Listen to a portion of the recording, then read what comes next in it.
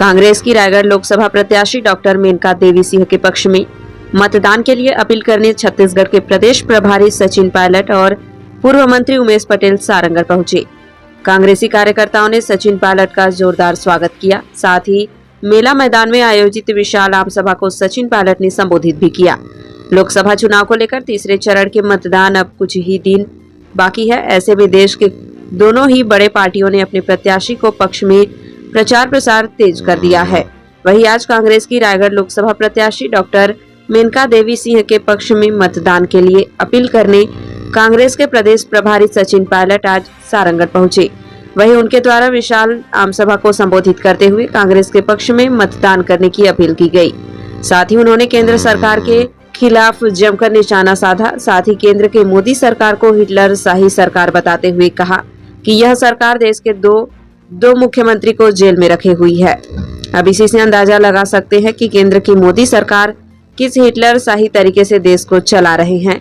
आप सभी को ये समझना होगा कि यह सरकार देश के लिए अच्छा नहीं है, इसलिए हमें कांग्रेस को वोट करना होगा। आप के आशीर्वाद से आप सभी मां समलेश्वरी पान पानी और पालागी के नगरी सारंगढ़ भारत के घरों में मोर जन्मभूमि है, मोर कर्मभूमि है, मोर परिवार की जन्मभूमि है, कर्मभूमि है, मोर पुरखा मन के और मोर अकेला नहीं आप मन के जन्म मन के स्थान है सारंगढ़। और जो लगाओ आप मन के पुरखा और परिवार जो हमारे संग है वो हमेशा है और हमेशा माफ कर दिया। और गरीबों का पैसा जाता है एमएसपी पे, जो फसल खरीद होती है, हम दान बोते हैं, चना बोते हैं, गेहूं बोते हैं, बिचौलिए जो है काला बाजारी करने वाले हैं वो किसान का शोषण करते हैं, सस्ते माल खरीदते हैं, फिर दुगने दोनों कैंडिडेट्स को देखो, दोनों पार्टियों को देखकर आपको समझना चाहिए।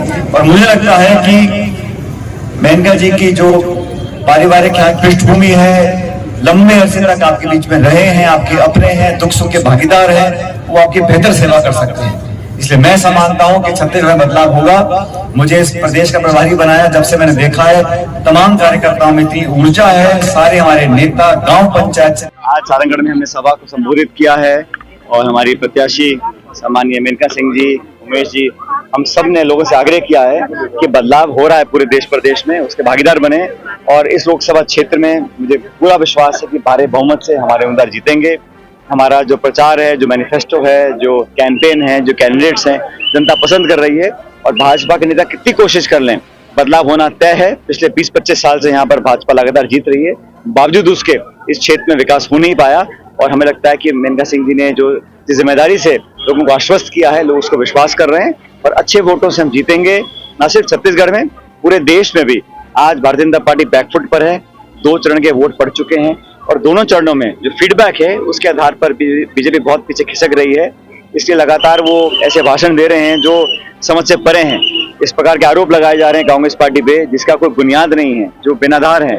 और मुझे बड़ा आश्चर्य होता है कि जिम्मेदार पदों पर बैठे लोग इस प्रकार की भाषा का इस्तेमाल कर सकते हैं। बहरहाल जनता अंतिम निर्णय करेगी और 4 जून को जो परिणाम आएंगे हमारे पक्ष में आएंगे। सारंगढ़ में कार्यक्रम था और सारंगढ़ में भारी संख्या में जो कांग्रेस के कार्यकर्ता थे उन्होंने भाजपा का दामन थामा है, उसमें कई वर्तमान जिला पंचायत सदस्य, इस पे क्या कहना चाहेंगे? देखिए, जब सरकार होती है तो दबाव की राजनीति